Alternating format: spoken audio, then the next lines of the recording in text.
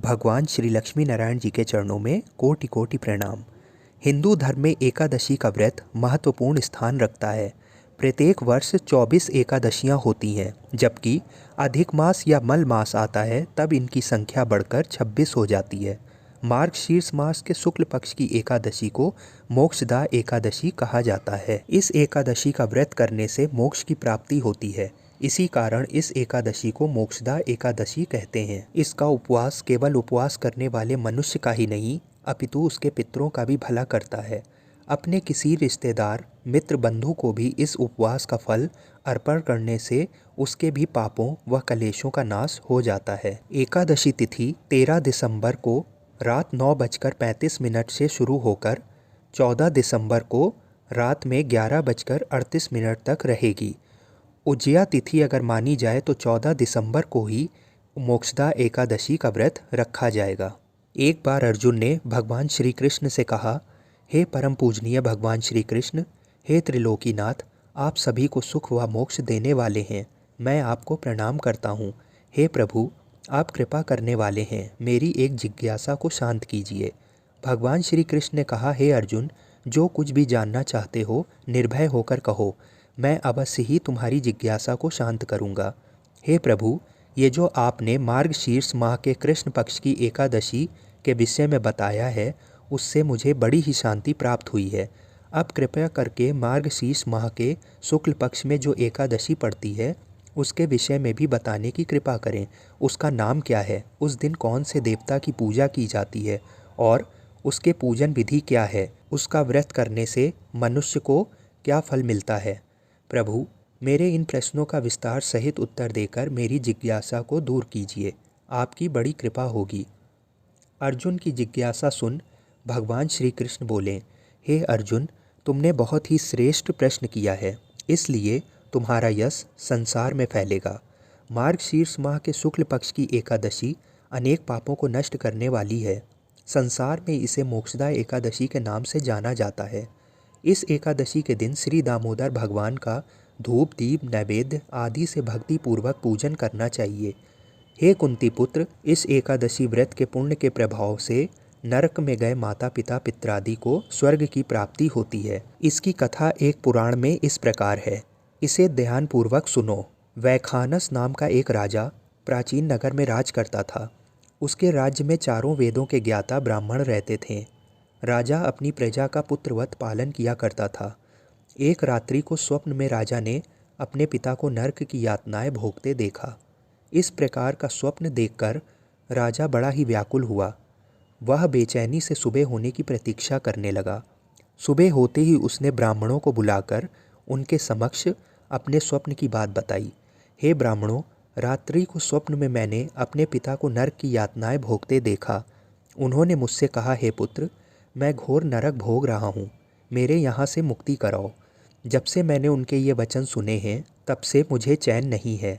मुझे अब राज्य, सुख, ऐश्वर्य, हाथी घोड़े, धन, स्त्री, पुत्र आदि कुछ भी सुखदायक प्रतीत नहीं हो रहे हैं।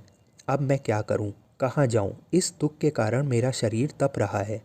आप लोग मुझे किसी प्रकार का तप, दान, व्रत आदि बताएं जिससे मेरे पिता को मुक्ति प्राप्त हो। यदि मैंने अपने पिता को नरक की यातनाओं से मुक्त कराने का प्रयास नहीं किया तो मेरा जीवन निरर्थक है।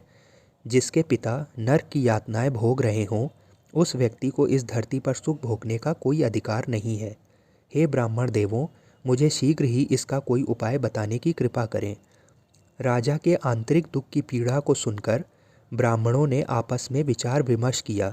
फिर एक मत होकर बोले, राजन, वर्तमान, भूत और भविष्य के ज्ञाता पर्वत नाम के एक मुनि हैं। वे यहाँ से अधिक दूर नहीं रहते हैं।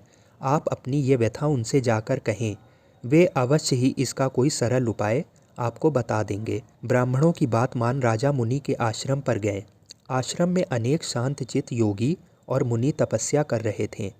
चारों वेदों के ज्ञाता पर्वत मुनि दूसरे ब्रह्मा के समान बैठे जान पड़ रहे थे। राजा ने उन्हें दंडवत प्रणाम किया तथा अपना परिचय दिया। पर्वत मुनि ने राजा से कुशल क्षेम पूछी।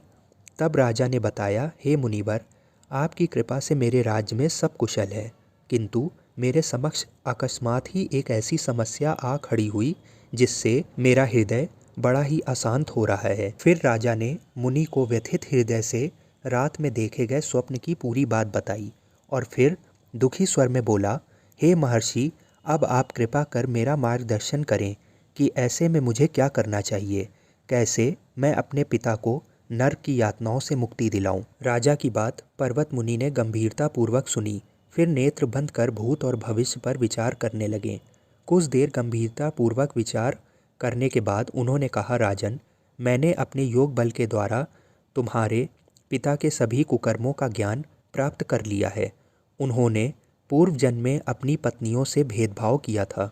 अपनी बड़ी रानी के कहने में आकर उन्होंने अपनी दूसरी पत्नी की गर्भधारण की इच्छा को सुनकर इनकार कर दिया था। उसी पाप कर्म के फल के कारण तुम्हारे पिता नरक में हैं। ये जानकर वैखानस ने याचना भरे स्वर में कहा, हे ऋषिवर, मेरे पिता के उद्धार का आप कोई उपाय बताने की कृपा करें। किस प्रकार वे इस पाप से मुक्त होंगे। इस पर पर्वत मुनि बोले, हे राजन, मार्गशीर्ष मास के शुक्ल पक्ष में जो एकादशी होती है उसे मोक्षदा एकादशी कहते हैं। ये मोक्ष प्रदान करने वाली होती है। आप इस मोक्षदा एकादशी का व्रत करें और उस व्रत के पुण्य को संकल्प करके अपने पिता को अर्पित कर दें। एकादशी के पुण्य प्रभाव से अवश्य ही आपके पिता को मुक्ति होगी। पर्वत मुनि के वचनों को सुनकर राजा अपने राज्य को लौट आया और परिवार सहित मोक्षदा एकादशी का विधि पूर्वक व्रत किया। इस व्रत के पुण्य को राजा ने अपने पिता को अर्पित कर दिया। इस पुण्य के प्रभाव से राजा के पिता को सहज ही मुक्ति मिल गई। स्वर्ग को प्रस्थान करते हुए राजा के पिता ने कहा, हे पुत्र, तेरा कल्याण हो। इतना कहकर राजा के पिता ने स्वर्ग को प्रस्थान किया। जो मनुष्य मार्गशीर्ष माह के शुक्ल पक्ष की एकादशी का उपवास करते हैं उनके सभी पाप नष्ट हो जाते हैं और अंत में वे स्वर्ग लोक को प्राप्त करते हैं। इस उपवास से उत्तम और मोक्ष प्रदान करने वाला कोई भी दूसरा व्रत नहीं है। इस कथा को सुनने व पढ़ने से अनंत फल प्राप्त होता है। ये उपवास मोक्ष प्रदान करने वाला चिंतामणि के समान है, जिससे उपवास करने वाले की सभी मनोकामनाएं पूर्ण होती हैं।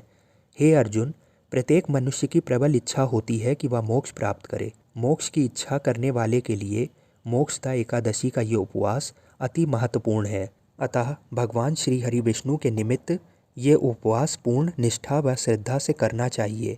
इस कथा का ये सार है कि ये पिता के प्रति भक्ति और दूसरों के लिए पुण्य अर्पित करने की श्रेष्ठ और पवित्र कथा है।